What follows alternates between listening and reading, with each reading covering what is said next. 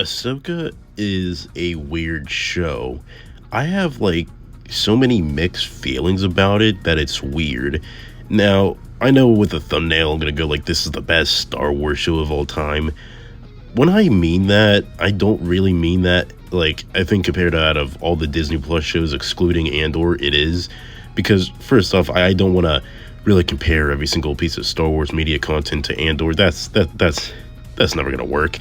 But more or less, what I mean by the best Star Wars content, I mean the best in the way it has the type of I mean that in the way that has the best type of George Lucas feel, I guess you could say, from the Space Odyssey with the characters and all that. Not to say that does it on par or better than the OG trilogy, but more so in a sense it feels at home with me, I guess, in a sense, because I'm a very big Rebels and Clone Wars fan, so I guess I have some bit of a bias towards this show.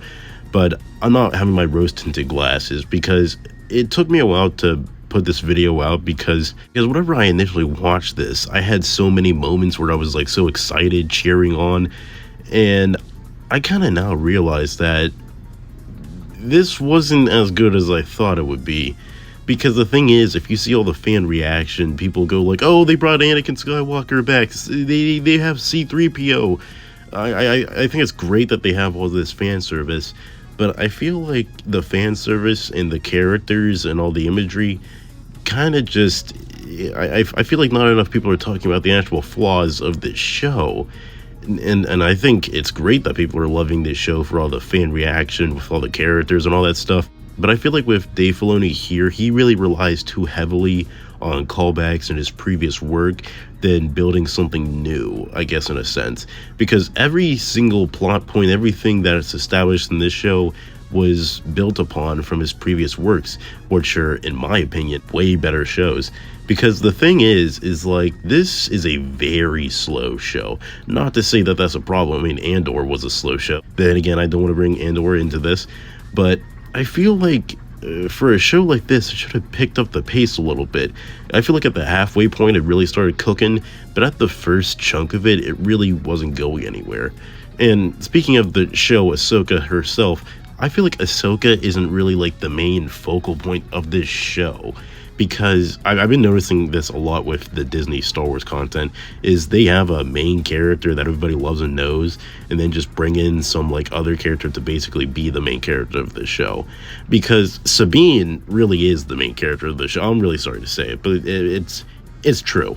And not to say that's a problem or anything, but I never really liked Sabine as a character. Not to say she was bad or anything in Rebels, but why did they really hone into this Ahsoka and Sabine relationship? Because first off, I don't even think they had any real screen time together in Rebels in the first place, to be honest here. And second off, the fact that it's mentioned that Ahsoka was hesitant on training Sabine, being, mind you, off screen because of losing her family and all that stuff. The fact that was revealed in the last episode, I don't know, it just really feels like they just had an arc, but they didn't really want to fully commit to it. I don't know, it didn't really make sense. And speaking of Ahsoka, because Lord knows that they don't really pay attention to her in this show, I feel like this is the worst version of Ahsoka, in a sense, because she doesn't, because the thing is, I don't blame Rosario Dawson, but I feel like she's so dry and kind of lifeless, in a sense. It kind of feels like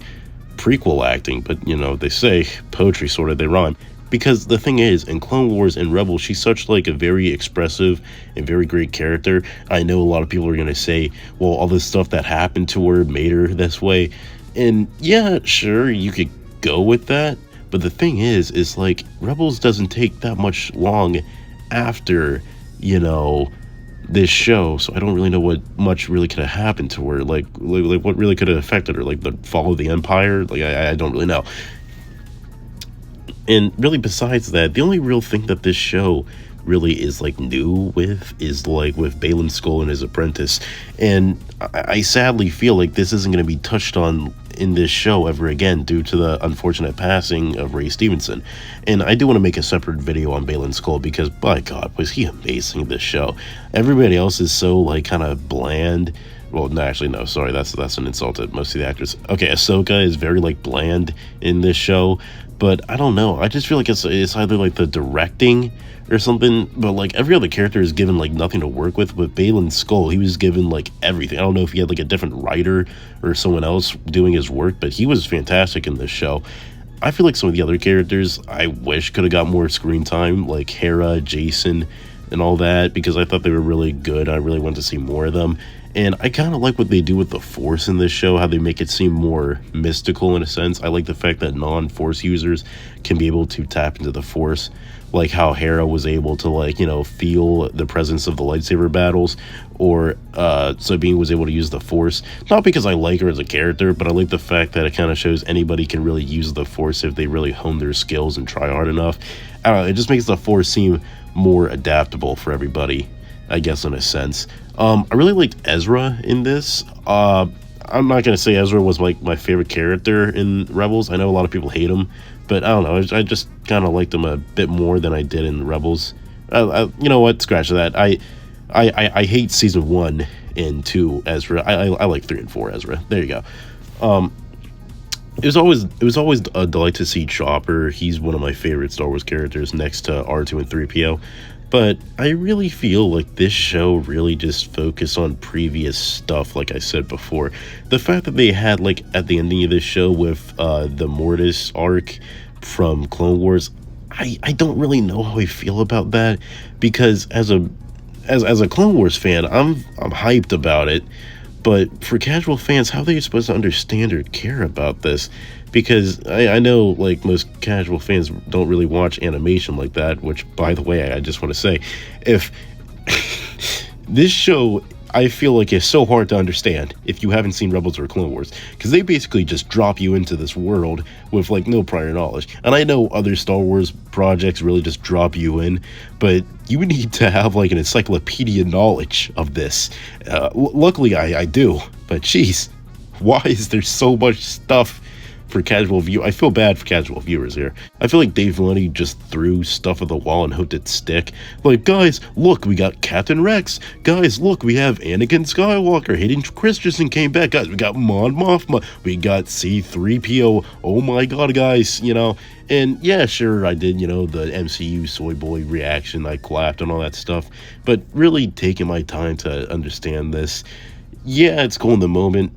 But when you actually think about it, what does it really, you know, add? I don't know. I just feel like with the direction of the show and where it's going, I just don't really understand what I'm supposed to take from this. Especially with the finale, because I knew the throne was obviously going to win and go to the, you know, to our galaxy, because obviously Dave Filoni is going to have his, like, Heir to the Empire movie or whatever. But why did that really have to have Balin Skull and his apprentice basically just written out of this story? I thought at some point that they would have been, like, the main focal point of this finale, like, you know, the final end for our heroes or something like that. But no, they were really just written out of this, and it's, like, kind of weird, because they were basically, like, they basically started this show. They were, like, the main bad guys up until, like, that point. I just don't really I don't really understand why they kind of ruined that, in a sense, and probably never will, unfortunately. And I don't know, I just feel like Star Wars is being held back by nostalgia from all types of facets of fans, from Clone Wars, Rebels, original trilogy. It's just, I feel like we need to find a way to break out of that nostalgia kick. And from the fan reactions of this series, I feel like that's not going to happen, and will more so just be heralded by Star Wars. And that really sucks, because I think we should really more appreciate story than fan service. I'm giving this show like a 6 out of 10. This is like the best Star Wars Disney content outside of Andor. This is obviously better than Kenobi, Book of Boba Fett. Better than Mando Season 3, but I don't know. Don't forget to comment, like, and subscribe, and if you can, please support me on Patreon on the link below. Thanks for watching.